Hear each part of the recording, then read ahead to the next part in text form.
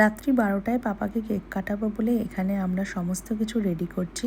আর ডেকোরেশনের ব্যাপারে কৃষ্ণেন্দু যে কতটা প্রো সেটা তো তোমরা জানোই। আর এইবারেও কিন্তু ও ভীষণ সুন্দর করে ডেকোরেশন করেছিল। আমি তো হেল্পারের কাজ করেছিলাম, তবে লাস্টে বনু এসেও বেশ কিছুটা হেল্প করে দিয়েছিল ওকে। হ্যালো এভরিওয়ান, আমি রিম্পা। আমার ছোট্ট একটা মিনি ব্লগে তোমাদের অনেক অনেক স্বাগত। এখানে পাপার জন্য তো কেক রেডি করে রেখেছি, সমস্ত কিছু ডেকোরেশনও করে রেখেছি। এবার ওকে আনার পালা।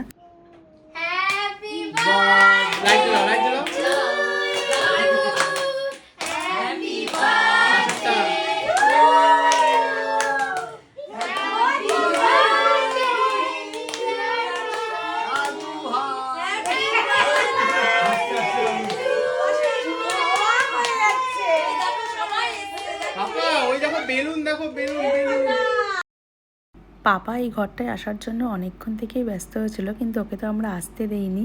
আর এখানে এখন সবাইকে দেখে ও তো পুরো সারপ্রাইজড হয়ে গেছে। তোমরা সেটা ওর এক্সপ্রেশন দেখেই বুঝতে পারছো।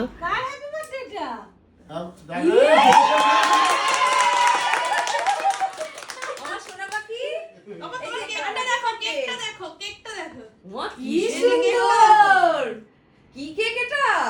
কে সাজিয়েছে বেলুন? আমি অবাক হয়ে দেখছি।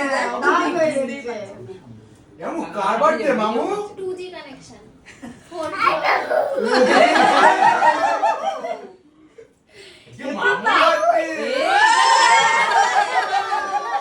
এটা কে এনেছে?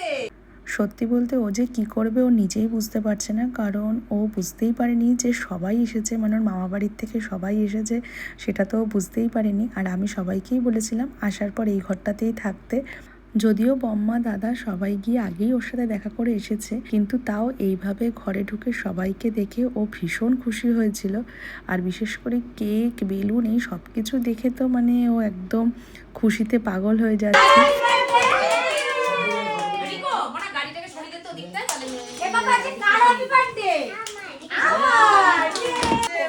চলো এই যে ফুলাও সবাই বলে হ্যাপি বার্থডে জোরে জোরে জোরে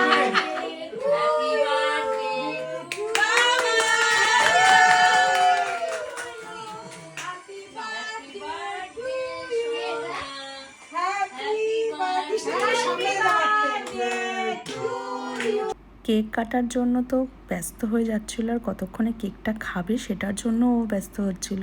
আর এদিকে দেখতেই পারলে মোমবাতিটাকে খুব ফু দিয়েও নেভানোর চেষ্টা করছে। মোমবাতি যে নেভাতে হয় এটা রিসেন্টলি ও শিখেছে। আর কেক কেটে সে খুশি দেখো কি পরিমাণে। আর ওর এই খুশিটা দেখে সত্যি মনে হচ্ছে কৃষ্ণেন্দু যে 2 ঘন্টা ধরে এই পুরো ডেকোরেশনটা করেছে সেটা পুরোটাই সার্থক। মানে ও যে ভীষণ খুশি হয়েছে এটা তো বুঝতেই পারছো। আর এদিকে কাকুমণির বানানো কেকটা এখনও কাটছে। আর আমাদের প্রত্যেকের জন্মদিনে কাকুমণির বানানো কেক তো থাকবেই। আর কেক কাটার পরে এরপর একে একে ছবি তোলার পালা। এদিকে পাপাকে আমি টুপিটা দিচ্ছিলাম, কিন্তু সে নিজে পরবে না, ও আমাকে পরিয়ে দিচ্ছে আর বলছে যে তোমার বিয়ে হচ্ছে। আসলে ও টুপিটাকে টোপর মনে করছে, ওই জন্য বারবার করে বলছে আমাকে পরার জন্য। আর এখন ও দাদাভাইয়ের সাথে ফটোশ্যুট করছে। এরপর একে একে সবার সাথেই ও ফটো তুলেছে।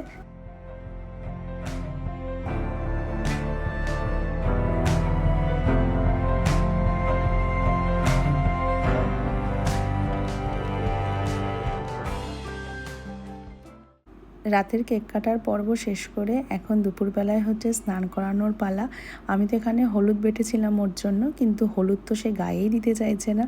আর জল দেখে কতক্ষণ ও জলে নামবে সেটার জন্য পাগল হয়ে যাচ্ছিল।